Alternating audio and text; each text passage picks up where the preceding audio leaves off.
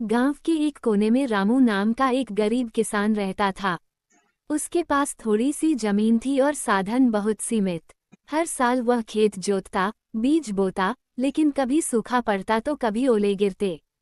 कई बार फसल बर्बाद हो जाती और परिवार को दो वक्त की रोटी भी मुश्किल से मिलती। गांव के लोग उसे सलाह देते कि खेती छोड़कर शहर चला जाए, लेकिन रामू का जवाब होता, धरती माँ ने कभी मुझे खाली हाथ नहीं लौटाया, मैं हार नहीं मानूंगा। एक साल रामू ने कुछ अलग करने की ठानी। उसने जैविक खेती ऑर्गेनिक फार्मिंग के बारे में जानकारी इकट्ठा की, नई तकनीकों को अपनाया और बिना रासायनिक खाद के खेती की। शुरुआत में गांव के लोग उसका मजाक उड़ाते थे, लेकिन रामू अपने काम में डटा रहा।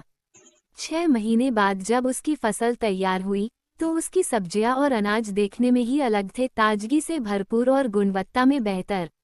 शहर से व्यापारी खुद उसके खेत पर आने लगे। रामू की मेहनत रंग लाई और उसे पहले से दोगुना मुनाफा मिला।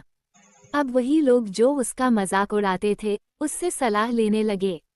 रामू न सिर्फ खुद सफल हुआ, बल्कि उसने गांव के अन्य किसानों को भी नई तकनीकों के बारे में बताया और सबको प्रेरित किया।